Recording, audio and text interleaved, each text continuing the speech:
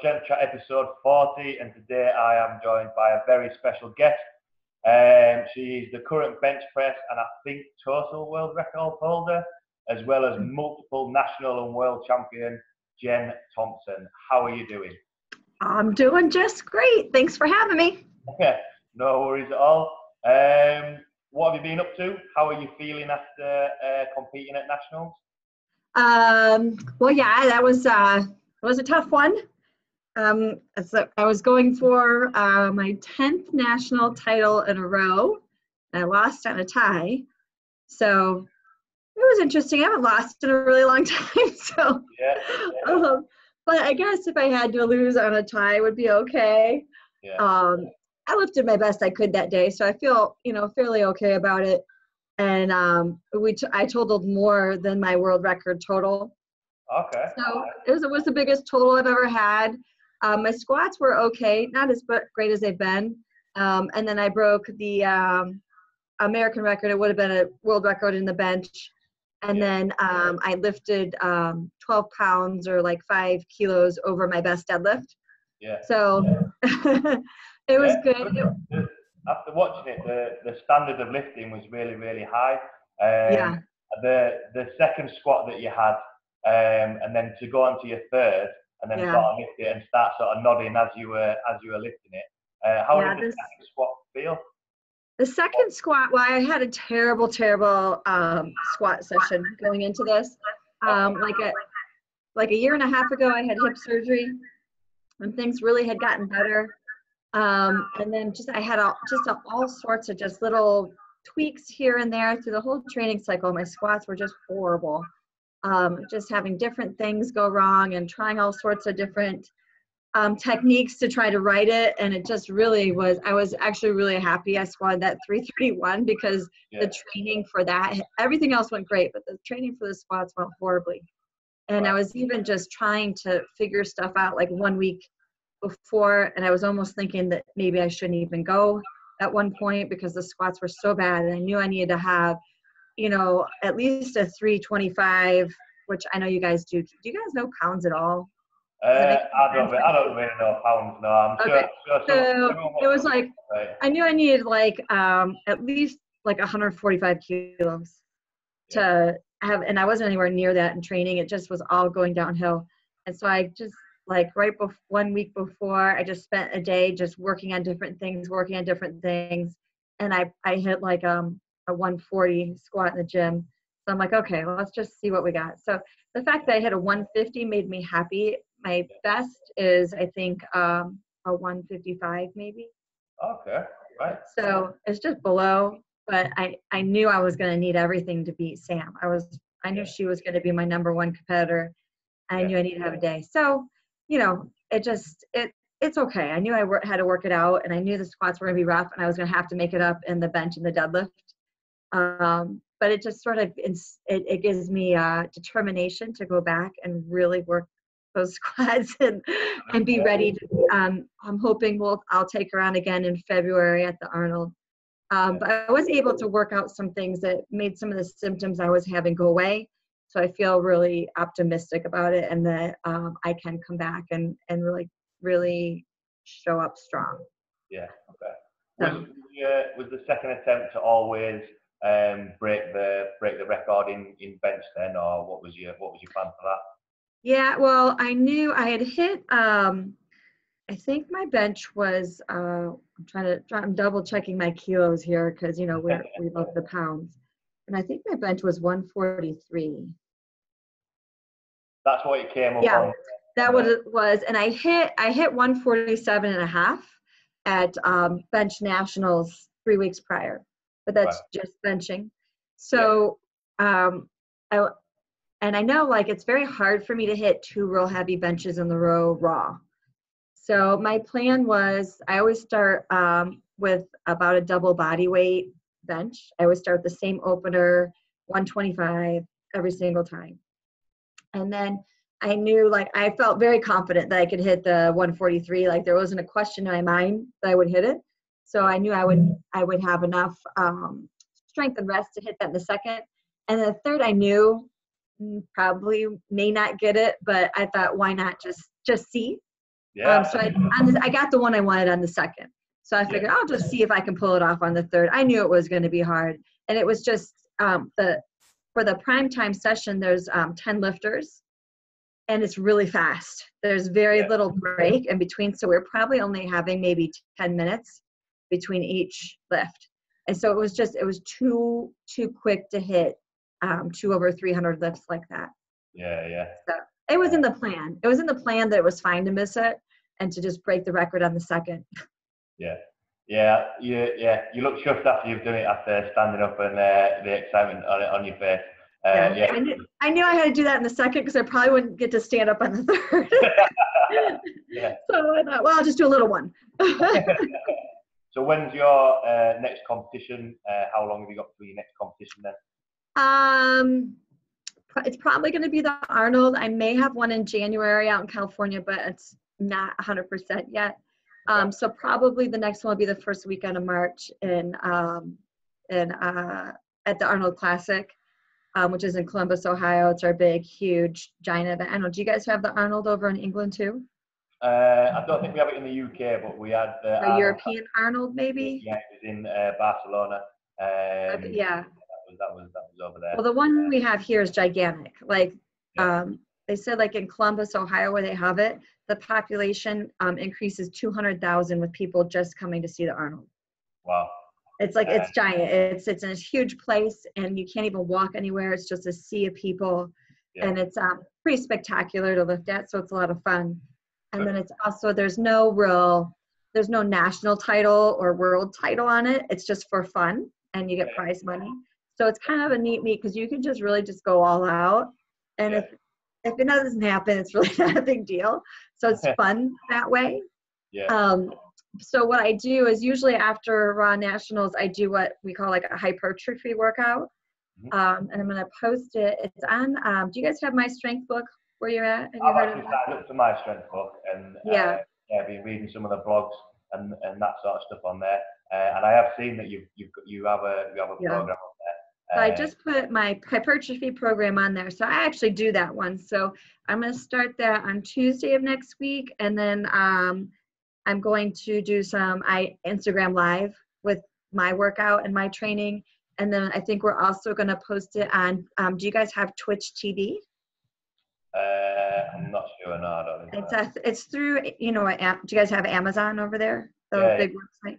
It's through Amazon. Like if you have an Amazon Prime account, it's almost like a YouTube, but it's called Twitch TV, and it started off as like a gaming video, where you watch big time video gamers play their stuff. And so now it's kind of expanded into all different areas. And we've got a famous YouTuber here. His name's Juji Mufu. I don't know if you've heard of him. But so he's big on Twitch TV. So he's actually coming to work out with me. And we're doing this Twitch TV where you can do the whole workout with me if you want. And then we're going to start maybe doing that every workout where you could do my program with me and you could watch it live or do it later.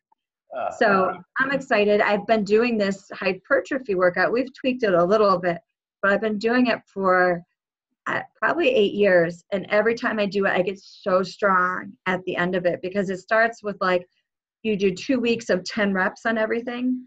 And then you do 2 weeks of 9 reps and 8 reps and you work your way down to 5. And so it's intense. It's really hard. If you put your numbers right, it's pretty tough. I'll have to have a look at that because I think a lot of people are always unsure as to what to do between competitions. So I know for me, I competed at my first nationals this year, and my next competition won't be till next year. So I'm taking a little bit of time off, working on my weak areas, if you like, so that I'm going to next year a little bit stronger. I think that in between competition is a little bit where people are a little bit unsure. Yeah, I do this. This is the first time, I'll do this workout and then I'll go into my competition workout for the Arnold. But it's it builds up what we call your base strength. And so it's kind of like your overall strength and, your max, your single lift strength is largely a percentage over whatever your base strength is, kind of whatever you can do reps for. And so what this really does is it increases your strength to rep out weights. You should be able to rep out a lot higher weight than when you started. And that in return increases your max lifts as well. So then once you start hitting your training for a competition program, you'll be starting at a much higher weight than you would anticipate because you got very strong from this hypertrophy workout. Yeah. Cool. I'll definitely looking at that. I look forward to it. Yeah, it's a lot of fun. So for people who are new to powerlifting or who might not know your background, before we get into sort of the meat of the chat, if you like, do you just want to have a little bit or talk a little bit about how you got into powerlifting and your background within sort of strength training, if you like? Yeah, so I started working out when I was dating my husband. He was really big into just weight training, and this was back in the 90s, so it was a while ago. And so I just started, I was out of college. I used to be a runner, a long distance runner. And so I was trying to find something to keep in shape. And so he kept inviting me to come work out with him. And I kept saying, no, I'm just gonna, keep running. And I just kind of got tired of the running. And finally one time I'm like, okay, I'll take you up on this offer to work out with you. And so I started working out with him and his friends. I was the only girl. And we had just kind of like a basement gym, just a lower level gym that he and his buddies would come and work out every day. So I just started working out with them, and I got strong. Over a couple of years, I was lifting like what some of the guys were lifting. So I enjoyed it. I enjoyed it a lot just because as a female, you don't have a lot of upper body strength. But when I was in high school, we used to have this class called marine fitness. And all it was like push-ups and pull-ups and rope climbs and all sorts of things. So I started to get fairly strong just from doing body weight stuff. And then I just loved, one of the reasons I fell in love with the bench, and I think this happens with women when they give it a try, is you see huge gains. Yeah. Because it's just not muscles you're used to working. And so you can make the biggest gains, which, whenever you make big gains, it's exciting and you want to do it more. Yeah. So, and it's, so when I started working out, I started seeing giant gains in my bench. And so I just kept, it zoned me in. I was really excited about it. And so just sort of, I think you're always good at what you enjoy doing. Mm-hmm. Yeah. So, and we just and I don't know if it's like this in the UK, but like in America, when someone wants to know how strong you are, they say, how much do you bench? Like everyone knows what a bench press is.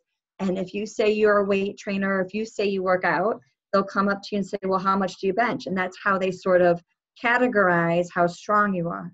Yeah. So for us, it was always about the bench. So we really focused a lot of our workout about the bench, and like legs were just sort of, you just kind of did them so they weren't too small, but it wasn't like as important, as the bench. So I got really strong with the bench, and we did my very first competition was in 1999.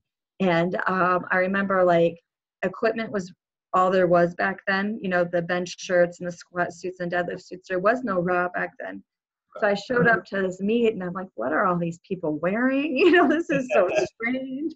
I was just in a t-shirt and I felt really self-conscious about having to wear this wrestling singlet too, because they're ugly. And I was like, oh my gosh. So I squatted, I don't even know what the kilos, it's some ridiculous amount. Let me see if I can figure it out. I squatted like 80 kilos. And I actually, on my first squat, I fell backwards into the spotters. All right. Yeah.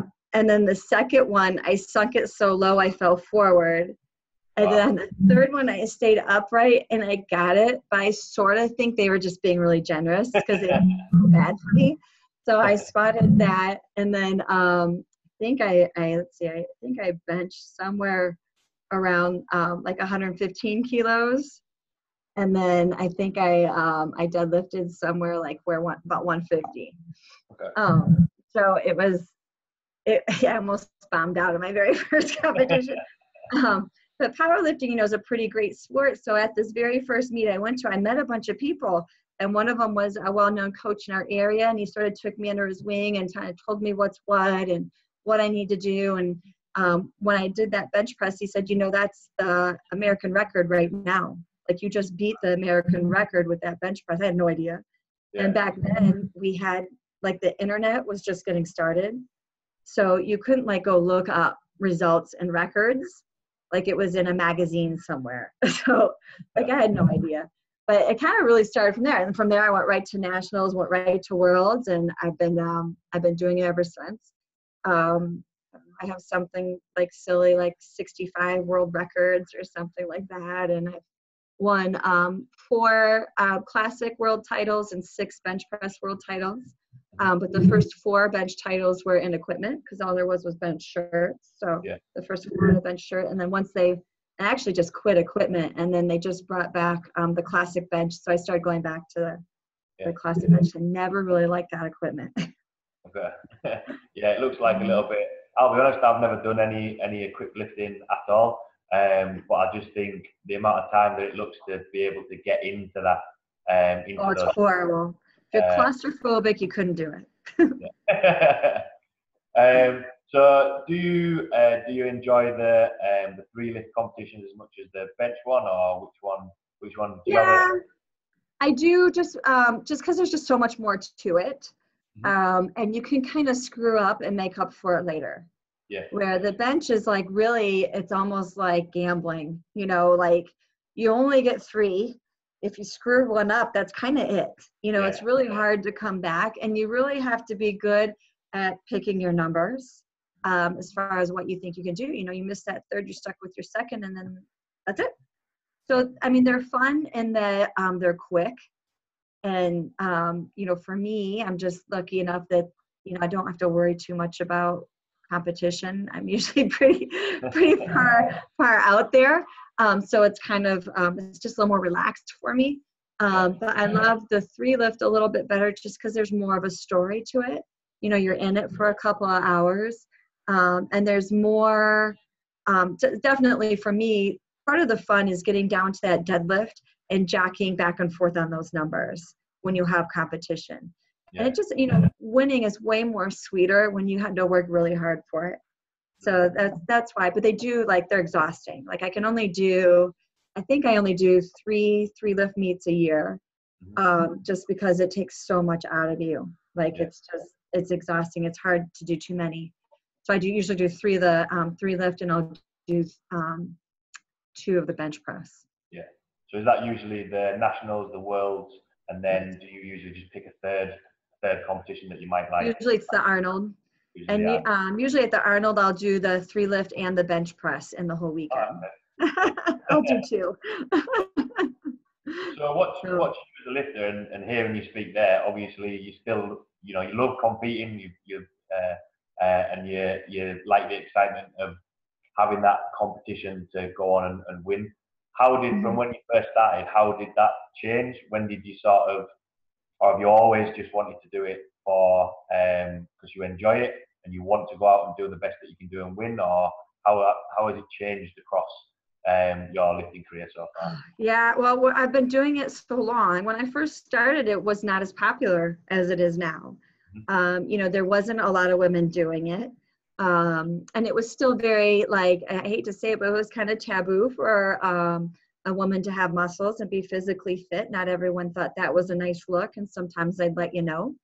And we mostly worked out at home, but if we were on vacation, would go in a gym, people would stare at you. Sometimes they wouldn't say nice things, So that aspect has been really nice that it's changed, because it's definitely way more acceptable. An athletic looking woman of all shapes and sizes is way more acceptable now, and even more celebrated. And it's not even just the really skinny, perfectly fit women. Even the larger women that have muscle and shape is beautiful.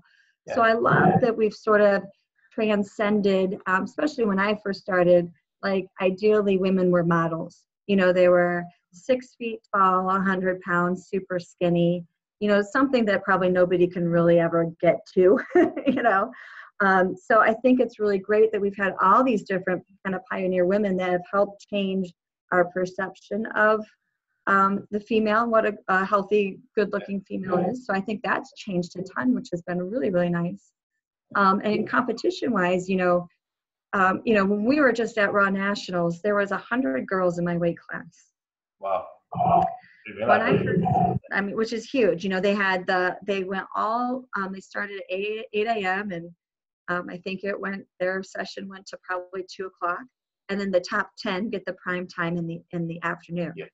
But so it was a 4-platform meet, and they were running it all morning. When I first started, you're lucky to fill one flight up of women. Right, okay. In my weight class. Usually it would be 2 weight classes in one flight. Yeah. Wow. So it's changed a lot. Absolutely, For the good. Yeah. And there's a lot more information out there now that you don't have to find a specialized coach necessarily. It definitely helps and is way better.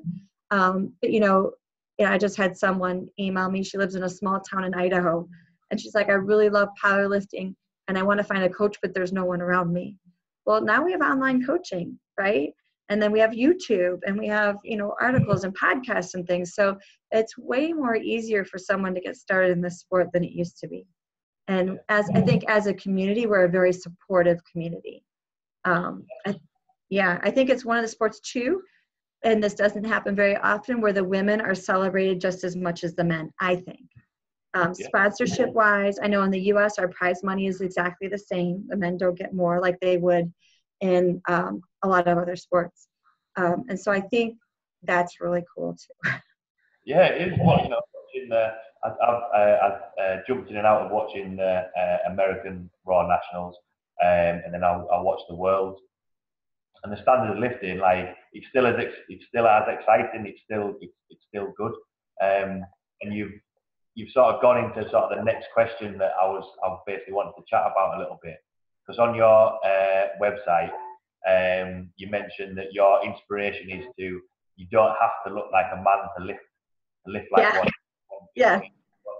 And I really like that, because from first doing the powerlifting club, there was just a small group of guys, and there was a couple of guys that had competed, a couple of people that just wanted to come in and just lift. And then quite slowly, I wanted some women to start lifting as well, because there was people in strength classes that were lifting weights, and it's like, well, why don't you try this? And a little bit like what you were saying, it's, at some point, it's not as much now, but I think sometimes in small pockets there are people thinking, well, why is a woman on the platform? And really, every woman that's got involved with powerlifting, actually, there's more women in the powerlifting club now than there are fellas. That's great. Awesome.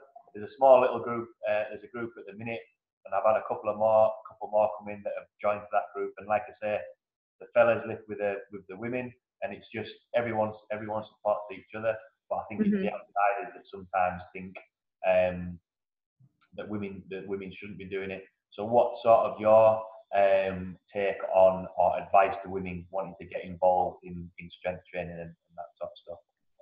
Yeah, I think a lot of times the women are a little bit worried about, they see the bodybuilding women, that do the poses and stuff like that, and they're worried they're going to look like that. And nothing against those women. They work very hard to get that way. A lot of times using some supplements that that we don't use. So, that's definitely a big myth, is that you're going to just, take on, I have pretty good arms and shoulders and things, but that's 18 years of really working hard. It doesn't just, just doesn't come, you work really hard for that stuff. And your body's going to only let you get as toned as muscular as it naturally wants you to be. So as long as you're just taking care of yourself, that really shouldn't be something I think that you're really worried about. And, that I like to say, you don't have to look like a man to lift like a man, because we limit ourselves, I think, a lot of times in what we're able to do based on other people's and previous conceptions. If you would have asked me, when I was in college, hey, one day you're going to be benching, 145 kilos, I would have thought you're off your rocker, right? But, you just, when you work out, your weights just keep going up slow. And really, where's the limit? If you don't think there's a limit, there's no limit. So a lot of it is, I think so much of this is mental, right? And I do think too, and I don't know if I'm totally answering your question, but I'm going to go this way anyway. I think there is a connection for men and women that once their body gets strong, their mind gets strong along with it. There is something along with when you are physically fit and you feel like you have strength, it translates over into how you think and how you feel about yourself and your own perception of things. So if you can go in the gym and you can pull 80 kilos off the floor, well, every other thing around in life doesn't seem like it's so too tough to do either, right? So I think a lot of it is changing our mindset and how we think, not putting limits on what we think we're capable of doing. When I work out, I'm happy if my numbers are going up. Doesn't always happen, and that's usually a time you got to step back and take a little rest and cycle back maybe. But if you're just getting in the sport, realize this is a very long road. I mean, you could do it forever. There really is no limit. My husband just lifted at this meet too. He's 52 years old, and he was in the M2s, the master's weight class. He had 10 people in his weight class and age group competing, and it all came down to the last deadlift. So there's no stopping if you don't want to. And then I meet a lot of women at our camps that we do. We go around the country doing camps where we teach women how to lift. And they're starting in their 40s and their 50s. There's no time that you can only start. I mean, we have one of the greatest sports in that you don't age out of this sport in your 20s, early 30s. You actually don't get good at this sport until you hit your 40s if you're in it long enough. And you can still gain and build strength all the way into your 50s. So this is a pretty fantastic sport to get into no matter how old you are or where you're at in your life. And it's also one where you can start, and if you've got to stop for a little while, you can always come back. So I think too, like when you're just getting into something like this, don't make it bigger than what it is. Yeah. Get in the gym, learn about it, start at the bottom. I love working with women because largely when I work with women, they're more worried about just getting the form and the technique right and less worried about how much weight we're shoving on the bar.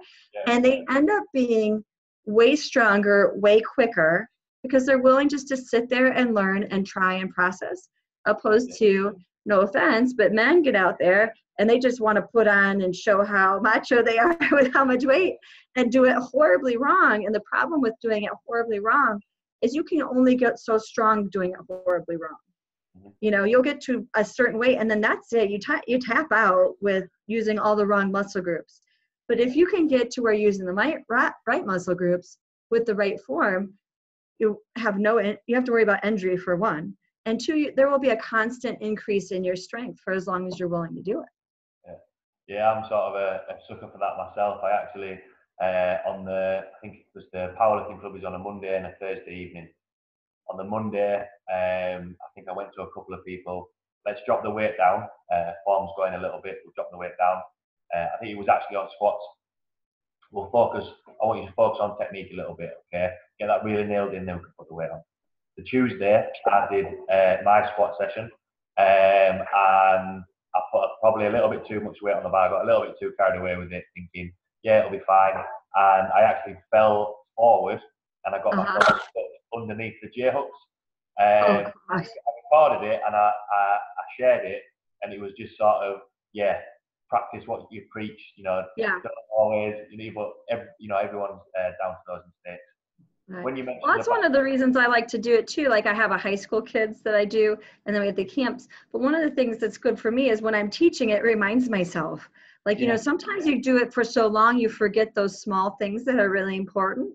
So then when you're teaching it, you're like, oh yeah, I really need to start remembering to do this more. I need to not skip this step, or I need to make sure I warm up this way, like I'm telling people to do. So for me, I get something out of it too. Yeah. When you mentioned about if you're when getting stronger, it helps the mental side of things as well. I think that plays a really big part for men and women. For the powerlifting club that I run, actually, there are quite a lot of the lighter weight classes people in there. I think there's only there's 105 for the fellas and 93. I think all the women would be at the lower weight classes. And one woman, when she first came in, She refused to put up more. She refused to bench more than the bar. She used to just shut her eyes and look side to side. And I just went, you're surrounded by people who are here to help you. You've got someone there supporting you. Put a little bit more weight on. Don't shut your eyes. Just, stick with the bar and keep going. Now, I think she can bench about 40, and I think she only weighs about 47 herself. So, wow, that's pretty great. How much of an effect do you think it has on, or has it had on your confidence with getting involved in the powerlifting and strength training? Oh, a ton. When I was younger, like in my 20s, I was very shy, was very meek. I was actually even just afraid to go out in public places by myself. Okay. I really didn't think I had a lot of self-worth. I really struggled a lot with body image. And so, so I started off in like not a great place. I worried constantly about what people thought about me. I saw myself way differently than what reflected back in the mirror. And so my husband now, he's played a really big role as far as getting me into powerlifting and kind of building up my self-esteem. But a couple years as I started getting into powerlifting, those things just sort of washed away. Like I just, when you lift, you can kind of carry yourself a little taller, right? And you can walk around a little bit, and you stop worrying about those things that aren't important and start worrying more things about what are important, like hitting your bench in the gym, or that was way more important. So I think, and then as I kept doing, I did a ton of competitions in the beginning, because I had a really hard time with being nervous, and I would perform poorly on the platform opposed to my training. Like I would kill it in training, and then I would do so much less out on the platform because I was so nervous. I was letting the nerves eat at me. I'd spend most of the time running in and out of the bathroom during the competition. It was just like I was terrible nerves. And so my husband was like, we're just going to do as many as we can. I'm going to start doing them with you, and we're going to do it, because the more you do it, the more you'll get comfortable with it, and the better you'll feel about it. And it was true. Like every additional time I went out there, I got a little bit more confident and a little bit more confident. And I started reading this book called Body Mind Mastery by Dan Millman. He was a big collegiate gymnast coach, and he's wrote a lot of mental prep books. And he has you do these kind of funny exercises with your mind and your body. And I found that book gave me tools on how to deal with the negative thoughts I had in my head, and which translated over into my competition. So I was way less nervous for competition. I started being more confident in what I could do. And now for me, it's completely flipped. I can do way more on the platform than I can do in the gym. So it's been a good transition, but it's taken, I don't want to make anyone feel bad. It's taken a while to get that way. Hopefully you're starting in a better spot than I did. But it was, it was a whole growth progression. But I think when you feel good about your body and the strength of your body, your whole perception of yourself changes. And I've seen I have two friends of mine that they were in very bad marriages, very abusive marriages. And I finally had gotten them to start just coming to my gym and work out with me. And both of them over time had enough strength to leave their bad situations and start a new life on their own. And I think it's the lifting. I think when somebody is constantly, or you're thinking that you're constantly worthless, but then you get in the gym and you start seeing your body change in a positive way, and then you start seeing yourself hit numbers you never thought you would, then you start buying into this idea that I can do this. I can do things I didn't think I was capable of, and then feeling confident to go out and do it. So I think that, I'm sure there's some studies or psychiatry on it. I'm not a psychiatrist, but I believe there is a very strong connection to where now I teach school, which I never thought I would do.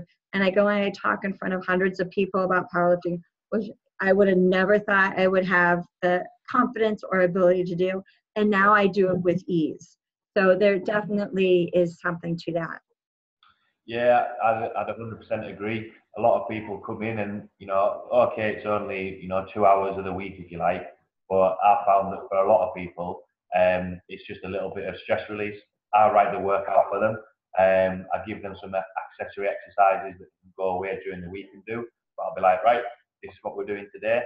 And they can come in and it's just an hour away where they're not getting pestered by work or, no one moaning at them or saying that they can't do this, and they're in a place where people are saying, yeah, I think you can put a little bit more on that deadlift, or I think you can put that a little bit more. And in all honesty, I mean, quite a lot. Well, the majority of the lifters are beginners, and to see them develop and increase in confidence is awesome to see. Yeah, it makes you feel good. And I think too, like when you make that training time a time you enjoy, like for us, I don't ever dread going to work out, even if I'm tired, because all my friends are there, all the people I hang out with, and we have a very positive gym where we're always encouraging and cheering each other on. So it's not a time where you're like, oh, I gotta go to the gym and work out, I'm tired. You might be, yeah, I'm tired, but I'm gonna go see my fat pals, and I'm gonna do what I can, and it's gonna be fun for that, hour and a half, 2 hours. Whether it's the music, whether it's the people, whether it's the atmosphere, if you can create a real positive environment, it's not a chore to go do it. Yeah, absolutely. One thing that I was going to mention about sort of, increasing the confidence in the gym and that sort of stuff. A lot of, when they come in, they have a weight in their head. So, for example, quite a lot of the women now have started to deadlift over 100 kilos. It's taken me a while to get them to get over 100 kilos. So 100 sounds really, really, really such a big number that they won't be able to lift. Now they can rep it out, and it's easy weight.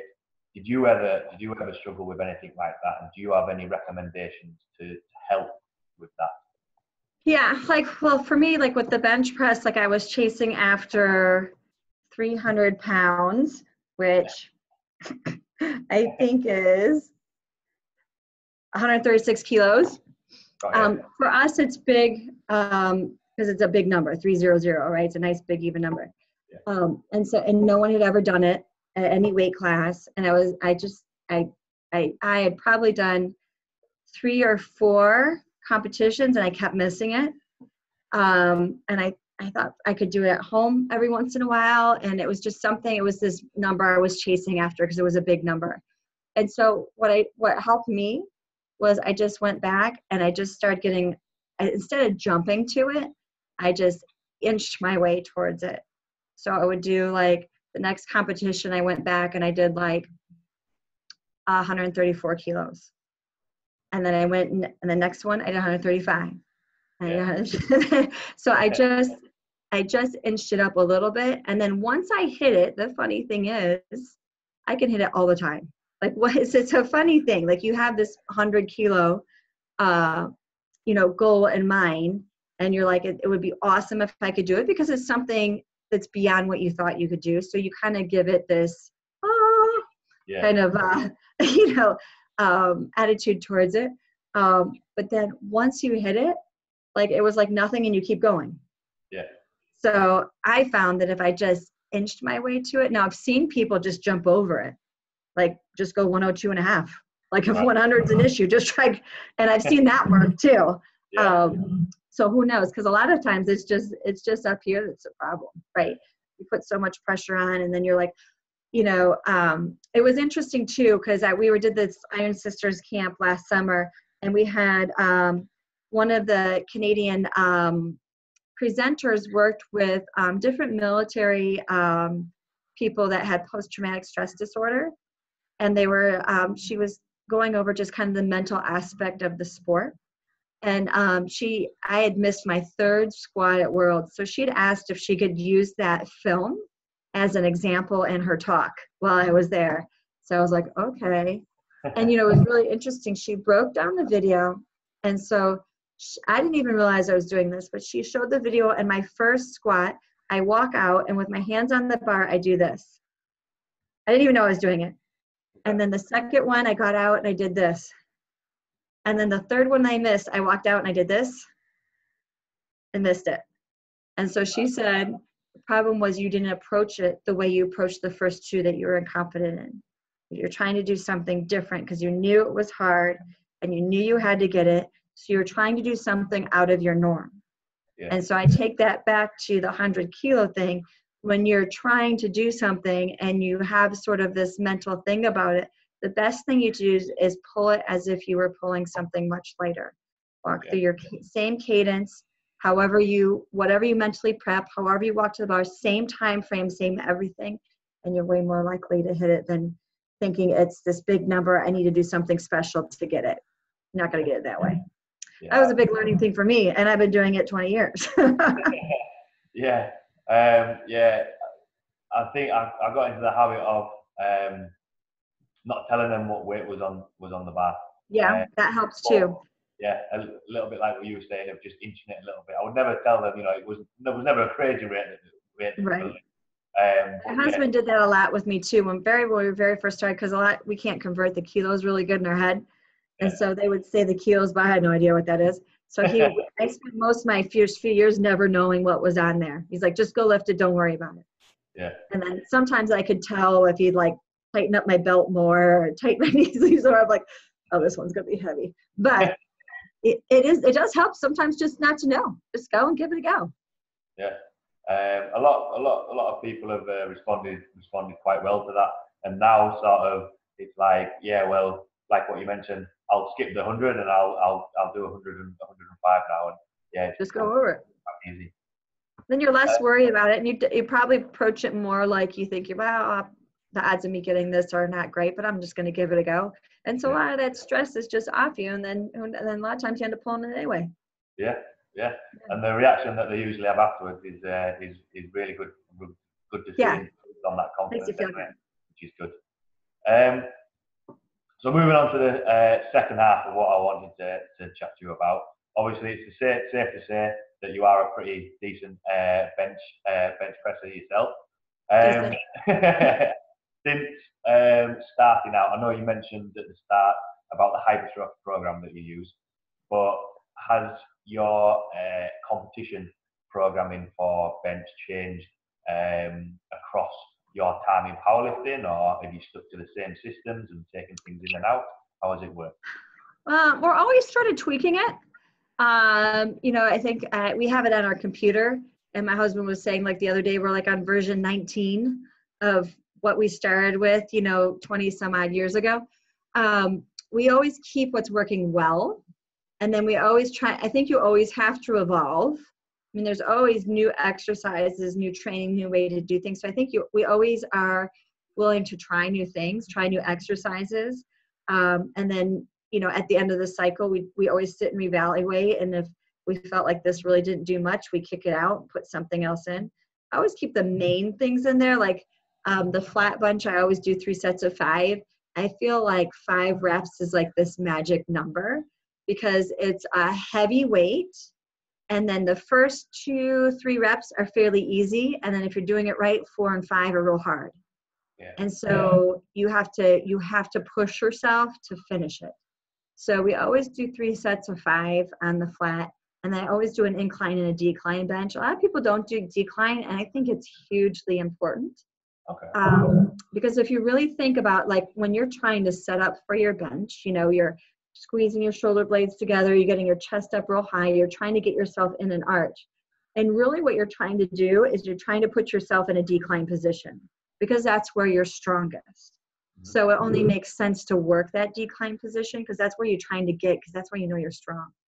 So I think decline is really, really important. So we always do those. And then mostly how my workouts differ the most is we do an upper body, a lower body day. I don't mix up squat, bench, and deadlift at all. I want to focus on that body part and I want to kill it that day. So I don't mix it up ever. And I do a ton of accessory exercises. I have all my exercises I do are built in to work a particular part of the bench, whether it's the lockout, whether it's the middle, whether it's off your chest, whether it's leg drive. So I do a ton of accessory work so I want to do the overall bench, but then I want to work at each piece of it separately also. so that when it's together, I won't have there eliminates weaknesses in your bench, right? Because you're working all aspects of it. So I probably work out longer than everybody. I probably do way more sets and reps than most people. But that's the way I like it. And it's obviously worked pretty well for me because I am not genetically inclined towards the bench. I have roll on arms. I'm tall for my weight class. It's not like I'm a short armed girl that, with a larger chest that doesn't have to move the bar very far. I move the bar quite a distance, so it's not that like I've got certain things that make me a good bencher. I think mostly it's just because I choose the right things to do to make my bench strong. And look at your bench as well. It's every rep looks very efficient. Every rep looks very, very much the same. I think a lot of times, people can lose tightness and the bar path is all over the place and that sort of stuff. So how many times do you train bench a week, or how many times do you actually train a week, or how does that sort of work? So, as I said, I work pretty hard, so I make sure I get enough rest too. I think rest is key. A lot of people sort of think, oh, if I just train every day, I'm going to get strong, and what happens is you just sort of burn out. So for us, we actually work on an 8-day cycle instead of like a 7-day week cycle. And basically we do like a bench day and a squat day, and then we take 2 days off. And then I do an accessory day, which is almost like an accessory bench day. It's where like I do my lockouts and my pin presses and things like that. So I do like a tricep shoulder day, and then I do a deadlift day, and then I take 2 days off. So I work out 2 days in a row, and I'm just wrecked. So I take 2 days off, and then I'm refreshed and ready to go again the next 2 days. So I've been doing that for years. I've actually been doing that since my early 30s. It works, and it works well scheduling wise. My husband works different shifts, different days all the time. He doesn't have a set work cycle. So like when you do 2 days on and 2 days off, you have a lot of wiggle room to move days around if you need to. So if we have to do like 2 days of working and then take 1 day rest and then do one and then take another day rest and then do the other one, we can. So it allows a lot of flexibility in your schedule if you need it. What was the starting point to make that change? Because I know just from my point of view, I found that sometimes going from session to session, different sessions have an effect on the other one. So sometimes I need to think, right, I need to have a day's rest in between these two sessions. Right. So that's taken me quite a long while to sort of figure out, because when you start out, it's like, I'll do this, I'll do that. Right. What was your point of change? Well, we worked out like crazy. We would do all upper body, all lower body, take a day off, all upper body, all lower body, take a day off. And I mean, we could never finish a training cycle because we were so overtrained and just wrecked, after a few weeks of doing that. It was crazy. So we sort of specialized our workouts a little bit more, and it definitely in the beginning, like we were just trying to figure this stuff out. Like we were just finding powerlifting. There weren't powerlifting coaches around. All we had was, there was a magazine here called Muscle and Fitness, which was like a workout magazine. And then there was one powerlifting magazine that came out every few months. So there wasn't a lot of information out there. So a lot of ours was like a lot of trial and error. But then we found like, if we had to travel and go on vacation or something, and we worked out and then we had to take a couple of days off, when we came back, we were super strong and ready to go. And so we were like, might be something to this rest thing here. And so the way we have it, because we bench squat 2 days, and then I'm doing a tricep exercise, I'm actually getting 3 days rest between the body parts that I'm using. So it works out really well that way. And I and there definitely have been times where like we're getting into a competition, and you know the signs of when you're starting to feel overtrained, right? You can't sleep very well. You're just kind of antsy. You're not recovering as fast, right? And so when I start seeing those signs, I'll either skip a workout, like accessory day workout. I'll just skip that one. and I'll give myself one more day rest. So a lot of it is listening to your body, and like with my husband, he always has a hard time because his schedule's never the same. Yeah. And so sometimes he's working days, sometimes he's working nights. And so that twist around really puts a limit on how strong you can really get. If you have the ability to have a set cycle, a set day, and a set sleep sleep schedule, you can get stronger a lot faster if you can and buy into all the things that you need. It's a whole package thing. I've learned a lot about nutrition since I first started. That's hugely important. And I love sleep. I get 8 hours at least every night, and I take a 20-minute nap halfway between my day. And it doesn't matter where I'm at. If I am out in my car, I will lean the car seat back. I'll put the fan app on my phone next to my head, and I'll knock out for 20 minutes. I'm glad I'm not the only one that likes a good nap. Yeah, I can. I agree with you there. I could nap anywhere. Yeah, I agree with that. Love it. You just got to train yourself. And that was like another thing with that book, I read. It had like a lot of things about how to relax your mind. And I go through these different kind of exercises before I go to sleep so that my brain will shut off. And then I have a better chance to get a good night's or a nap or whatever. But you learn different techniques so that you're more successful in getting that rest. There's nothing more frustrating than being tired and you can't shut off your brain and go to bed. Yeah. Sometimes if I've had it before, because I've started working more evenings in the gym that I'm working, whereas I used to work a lot of mornings. So I would go to bed earlier, then wake up and I'd have the rest of the day. Whereas it takes a while for my mind to switch off, because obviously I've got the powerlifting club, or if I'm coaching clients, I like to be on the go all the time, and it takes me a little bit of a while to sort of slow the cogs working. A lot of it's like turning off the electronics and plenty of time. And then my trick is I read a boring book before I go to bed. Because you're reading, your eyes are getting tired with the reading, and then you're concentrating what you're reading, and it's nothing real exciting. So then you go to bed. So the key is boring books. That's a top tip right there. So on the 2 days that you have off between your 2 workout days, do you do nothing at all, or do you work on mobility, or do you do? Yeah, I do like now I do usually like a lot of stretching, and I'll do different exercises, so mobility exercises for sure. And then when the weather's nice, we'll get out and we'll like flip some tires across the street, or push a sled for a little bit, or do some rope pulls. So I try to do a little something on those days off. I just like to do different things, but mobility is big, just definitely for me in the squat. So I make sure I sit there and get those exercises in on those off days. What are your go-to mobility exercises to help with bench? So a lot of the lifters that I speak to and come to the powerlifting club say they sometimes have cranky shoulders, or the pecs are really tight. Do you have any go-to exercises for that? Not really. I mean, just general stretching. We just do a lot of the behind the head and the stretching of the shoulders that way, and just some band work.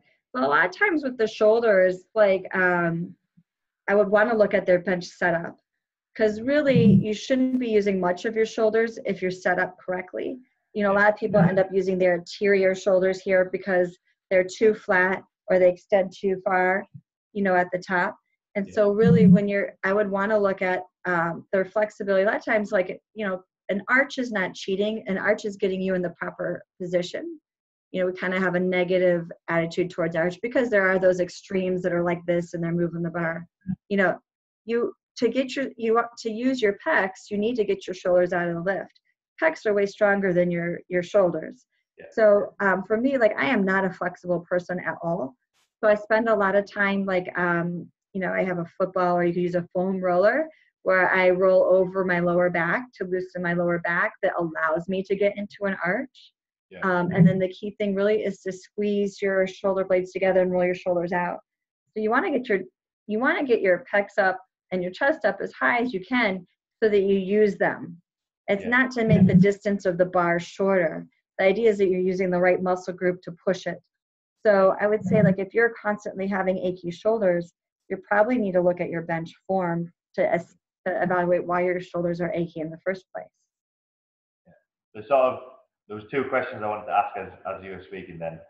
One, the proposed change of rules for the IPF for the arch, and what are your top coaching cues for the bench? So I know there's two questions there, but I didn't really know.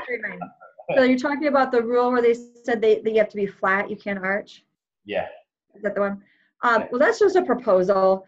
Yeah. Honestly, I don't think it's going to go through. I hope not anyway, because that really is going to cause a lot of injuries. Yeah.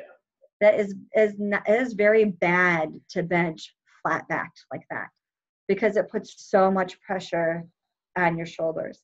And I know, like, I'm pretty sure I've heard through the grapevine that the IPF medical committee is evaluating it and plans on giving their 2 cents towards the proposal, saying that it is not healthy for lifters to lift that way.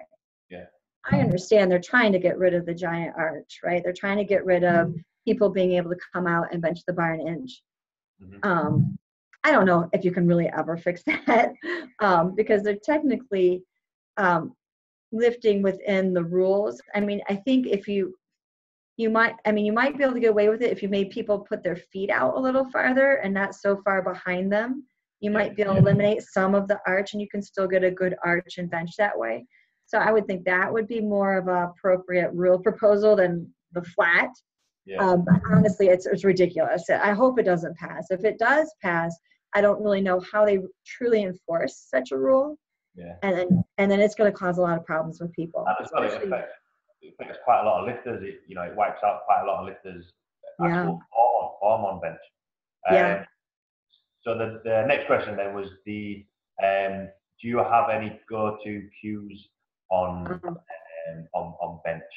Yes, they probably don't make any sense to you, but I do. One of the things that we say tight, because we take a giant breath before you take it out, and then you hold it the entire rep. So, when you take a giant breath, your chest comes up and you're just like a tight capsule, like tons of pressure, which helps you be explosive. So Donovan will yell tight to me when I first take it out to remember to get my chest up, huge. And I always say, like, when we're doing these camps, like when we're saying like, take a breath, we're not saying like, take a breath. We're saying like, take a breath, like take in as much air as you can. I usually take as much air as I can in my mouth, and then I squeeze in more through my nose. Okay. I sneak more in to get it as huge and explosive as you can. And then he'll say takedown. And our cue for takedown is to take it down with speed. You are way faster if you can take down the bar quickly and then move it quickly. A lot of people like to kind of baby it down. You lose so much force by slowing that bar down. And so when I say take it down fast, I don't mean a free fall to your chest, but you take it down as fast as you can with as much control you can. Because a lot of times there's been competitions where I've had to slow myself down just because I bring it down so fast, the head referee's not ready to call press. And then I end up sitting there waiting for them to call press because I was so fast. So there's been times where I've had to slow myself down just because I don't want to hold it longer. So takedown is huge. Remind me to take it down with speed. And then then he'll say throw, which means to throw it off your chest. So really that's engaging your lats and squeezing your lats real hard to use your back to get it off your chest to get it going. Yeah. And then he'll yell pinkies. and pinkies is like halfway through the lift, and it's really it's your last 2 fingers, and you squeeze them down really hard. It's the same thing when people say to pull the bar apart or bend the bar. Yeah. So if that never made sense to me, because like, how are you supposed to bend a metal bar? It's possible. But if you squeeze these last 2 fingers down really hard, it does what that purpose is. and it just turns your triceps in a tinge to help you lock the weight out. Yeah. So about halfway up, he'll yell pinkies, and so I'll squeeze my last 2 fingers really hard, which turns in your triceps and helps you finish the weight. So those are all my cues. There's quite a few. Yeah, there's a few there that, similar ones to what I try and use as well. I've actually used break the bar in half. It was picked upon recently that, to be fair, for most of the beginners, once I've said that, their elbows are tucked. But there are the occasions where sometimes their elbows come too far. And basically all in the triceps and not using the chest. Yeah. Well, it's a funny thing with those keywords. Sometimes you just got to try the right one that makes sense to people. Because there's a lot of times, like we were just at Midland University, they have a huge powerlifting program there. And so we worked with the kids, and there was probably 10 different times where the coach was, I told that athlete to do that 10 different times.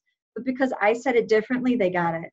So there's so many times if you can all say the same thing, but sometimes for people, one way makes sense and the others don't. Yeah.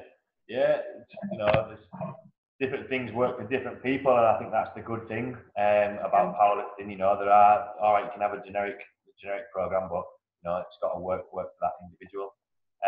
So you mentioned about you do quite a lot of accessory lifts. Yeah.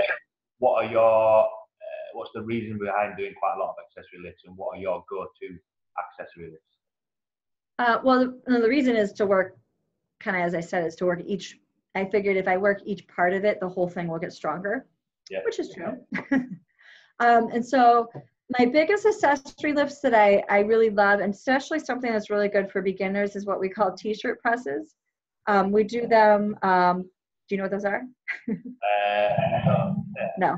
I mean, there's 100 different names. They're similar to what some people call them Spoto presses. Okay. Yeah. But ours is a little bit different in that we do it at the very end. You do it with light weight. So we usually say, like, whatever your last warm-up is, that would be the weight you chose.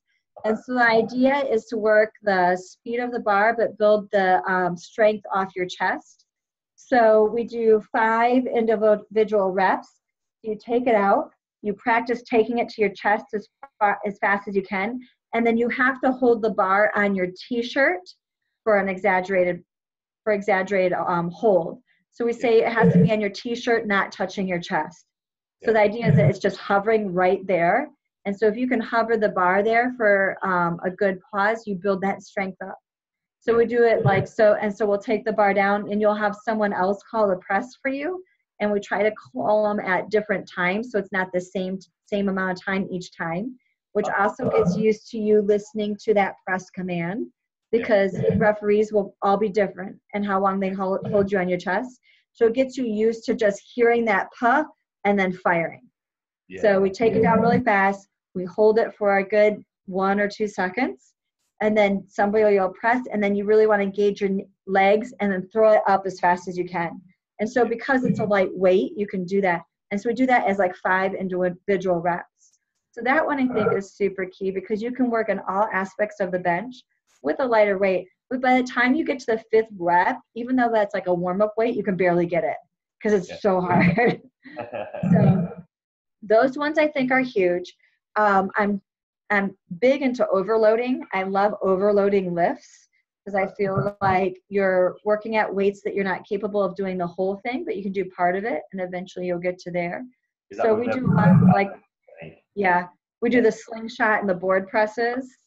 So like, I'm able to do, like, I don't know, 50 pounds over my max single for sets.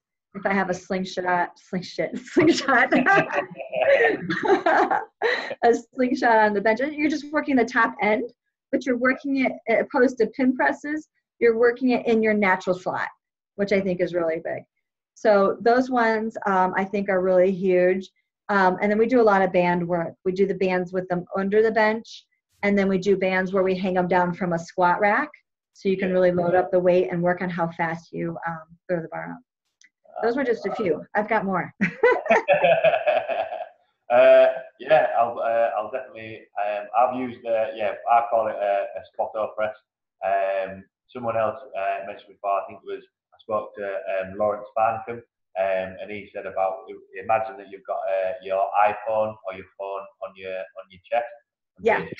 if you drop the bar or don't lower the bar down, you're gonna smash your phone. Yeah, for sure.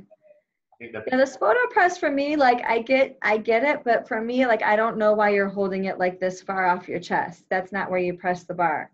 So we just took it and put it on our chest because that's where, for most women, that's where we're the weakest, right off your chest, because we just don't have those muscles built up yet. And so it builds up that piece because you see so many people just take it down and relax and sink and then try to re-engage and go. If you can keep that tightness, you're hugely stronger because you just fire and you don't have to re-engage and then go again. Yeah, any pause reps. I know for me, pause reps work really well for me. And I've actually, so Monday is the just a standard variation of the lifts, and Thursday is the either a pause rep or a tempo, whatever it may be. And the people have responded really well to that. So I'll definitely be pinching some of those for the next couple of blocks of the powerlifting club. Quite a lot of stuff covered in there. I've really enjoyed chatting about it. I know I've been looking forward. I have been looking forward to chatting to you for a while, which has been really good. What would obviously when we were chatting about women getting involved in powerlifting and the bench, what would you want people listening to be the take-home points from what we've chatted about today? I'm sorry. What was the last part that you said? I didn't hear it. We want to be your take-home points or words of wisdom for people. Words of wisdom? Yeah. Did you say 10? No. I hope you didn't say 10. You can do 10 if you want, but no. I don't want to do 10. I don't know if I can come up with 10. Words of wisdom, I think most of it is don't make it a bigger deal than it is, right? I think it definitely helps if you can find someone to do it with you. And it doesn't have to be like a world champion powerlifter or anyone that's doing powerlifting right now. I think just having somebody do it with you and learn it with you is really great. So like I know like in our gym, like, you know, I have my neighbor working out with us, just an old friend. We have my sister-in-law, my boys, my kids. So it doesn't have to be this like hugely professional thing. You just need someone to do it with you because it's very hard to do it by yourself. And it's great to have a coach, but it's really great if you have someone doing it with you that you can, you know, talk about, encourage each other. I think so much of this is just the encouragement and the community that keeps you in it, keeps you wanting to keep going and make improvements. So I think finding good training partners is hugely important. A lot of it is the mental aspect of it, right? Don't make it more than it is. If you just work hard and try hard, you're going to do well. And then, you know, as far as the body issues things, you're only going to look as good as you want to look or as big as you want to look or where you want to get. And it's just, it depends on how much you're willing to put into it, right? So if you're into it just to have like a stronger mind, a stronger body, going into it that way, it's great. If you're into it because you have aspirations to really be at the top of this sport one day, you have to decide to make it your life. Yeah. You can't just say, I'm going to come work out in the gym like an hour and a half every other day. It's everything. It's the nutrition, it's the sleep, it's the preparation, it's the activities you choose to do so that you have a good workout later. So, and a lot of times that comes later. After you get into it, then you decide you want to be more part of that life. And I think also just know that this is a really good community of people. No, I don't know anyone that looks at someone coming in and goes, oh, what's she doing here? She's not that strong. You know, what's going on with that person? You don't have that. That's a rarity, I think, in our world. So grab it and enjoy it. And then it's your job to pass it on to others. Yeah, I think that was a very well put way to finish the chat, really. I think that summed it up quite well. So for anyone watching that has maybe or wants to follow your lifting, or maybe you've got any questions, or even want to get involved in coaching with you, where can people find you? on social media and on all the other bits? Yeah. I have a website. A lot of people don't have websites anymore, but you know, I'm old, so that's where we first started. So my website is the numbers 132 poundsofpower.com. Because when I very first started, our weight class was a 60 kilos, which was 132 pounds. So I never changed my website because 138.8 pounds didn't sound right. So it's still 132 poundsofpower.com. And I just have my upcoming seminars, recent videos I've done. I do a lot of collaborations with other YouTubers. So I just have those videos on there. Instagram is Jen Thompson 132. You can totally message me on there and give me a shout. I'm really good at responding to people, and I enjoy meeting and chatting with people. And on Facebook, I have just a Facebook page, which is 132 Pounds of Power. And then I have a few things on just my sponsor sites. LVD Fitness does apparel, and I actually have my own t-shirt right now, which raises money for hungry kids. And I have a blog on there that really talks more about, as we were talking about in my beginning, where I was very mentally weak and didn't think much of myself. I kind of have a really long blog about kind of the mental aspect of it on there. And then I have another one on SSP Nutrition, which is my supplement company. And then, of course, you UK people know that SBD is the best stuff out there, right? Absolutely. I got a couple of videos coming out with those guys too. So follow them too, because they did a really cool video on my nationals. And then I did an interview, and we're doing a long YouTube video with different parts of the meet. So I think I might have seen a small clip of from the SBD. I don't know whether you shared it on your Instagram, but I don't know whether I've seen a little bit of that. But yeah, SBD is awesome. So Thank you for having me, though. I enjoyed it. Yeah, me too. Yeah, it was a really good chat. Thanks a lot for taking the time to chat with me. I hope everyone listening enjoyed that as much as I did, and I will see you all next week.